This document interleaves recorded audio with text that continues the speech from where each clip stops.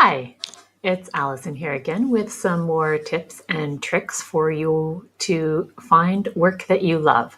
So today I want to talk a little bit about what are called transferable skills and how you can effectively identify your transferable skills to find work you love. So what is a transferable skill? A transferable skill is a skill that carries from one place of work to another. And a lot of times our transferable skills are called soft skills or interpersonal skills. And these are things that people focus on that are really important in pretty much any field that you work in. And these types of skills might be seen as things like flexibility,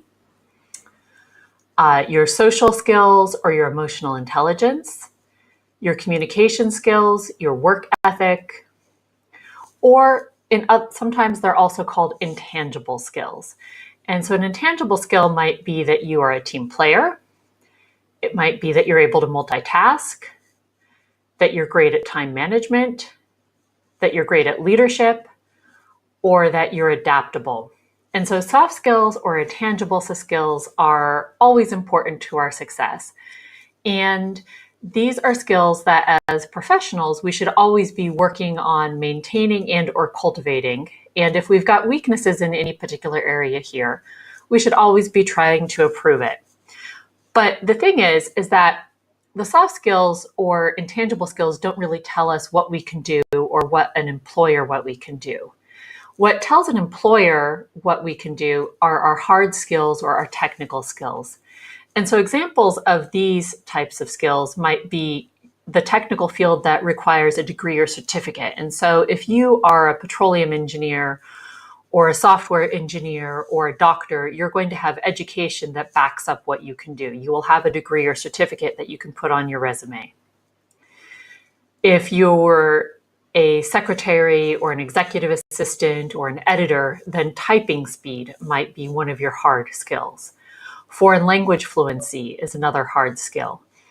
Programming languages are hard skills, as is your ability to operate a specific machine or to do something like graphic design. Not everybody has artistic skills. So these are all examples of hard skills or technical skills. And they tend to put you in a particular field or line of work. So what happens when we want to move from one line of work to another? How do we take these hard, soft, technical, intangible skills and mold them to show an employer what we can do based on what we can do in the future based on what we've done in the past? So let's look at a couple different profiles. Let's say we've got a nanny. Some people might see a nanny as just somebody who is good with kids or who gets paid to play. However, a good nanny, especially somebody who's been a professional nanny for 3 or 5 or even 10 years, to be in this role for a long period of time, to be successful and have happy families and happy clients, there's a lot of skills that the nanny needs to actually be competent at that would carry over into a job like project manager or executive assistant or office manager. So one of these skills is the ability to maintain family harmony, to communicate, expectations to both between parents and kids. A good nanny schedules appointments and maintains schedules.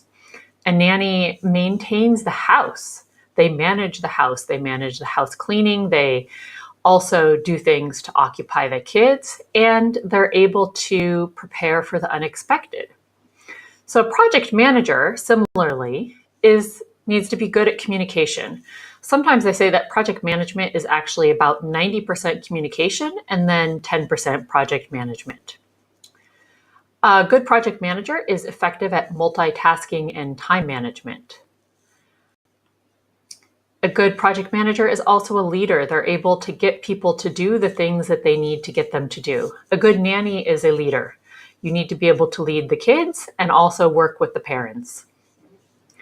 And a good nanny is adaptable, as is a project manager. You need to be able to deal with the unexpected with a level head and to problem solve and find solutions to things that you weren't expecting to have to do. So these are all skills for a project manager. They'd also carry over into being an executive assistant or an office manager. Now let's look at another type of set of transferable skills. Let's say you've got a defense attorney who has been just working her arse off for years, and she's made a lot of money and she's really good at her job, but she is burned out. And in her free time, she's decided to start volunteering with a local nonprofit and finds that this work with a local nonprofit is really rewarding.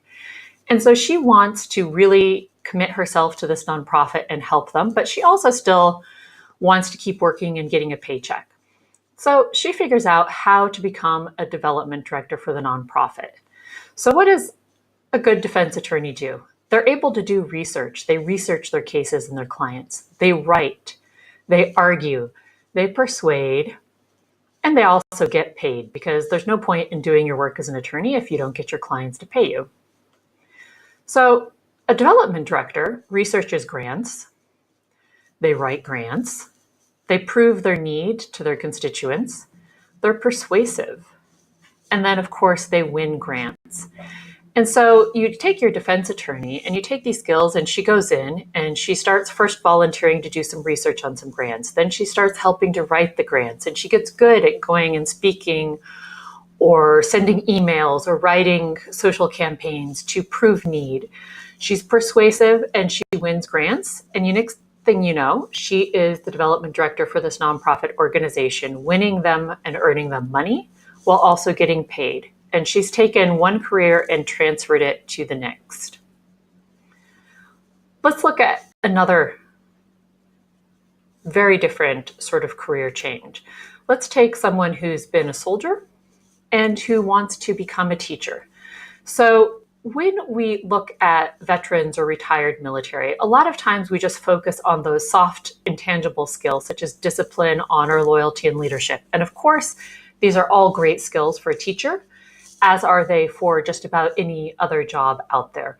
We always want to work with somebody who is honorable, who is loyal, who's disciplined. These are great skills to have, but they don't really tell us about what a soldier can do. And a lot of times soldiers end up feeling lost when they go out into the open market because they've not previously been given the choice to pick their line of work.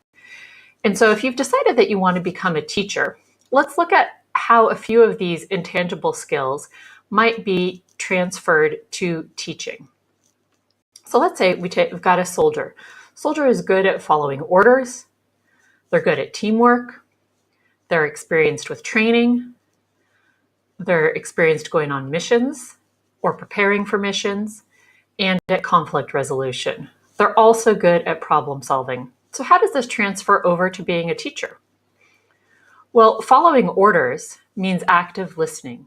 Basic training to prepare for a mission, you're taught that you need to listen to everything that you need to do. You need to give your full attention to what other people are saying.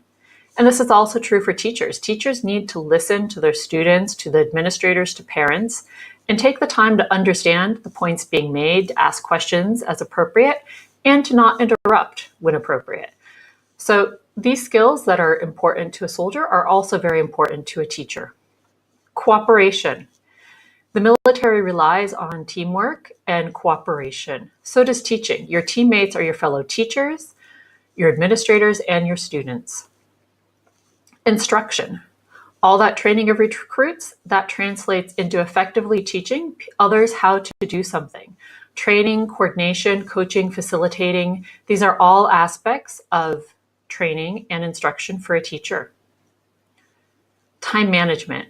If you're preparing to carry out a successful mission, you need to be able to multitask and manage your time. So does running a successful classroom. It's vital that teachers are able to be good at time management and multitasking.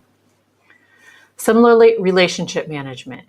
The military tosses people together from all different backgrounds. Guess what? So does teaching. You never know who you're going to get in your classroom for your kids. And so maintaining an open mind, retaining your composure when presented with divergent views or different people, challenging conflicts, just as it's really important in the military, is also important in a classroom.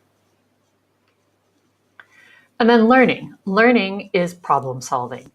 So certainly a soldier may not come from the same academic background of your traditional teacher, but a huge part of learning is in fact recognizing that if you don't have the answer, you know how to find the answer.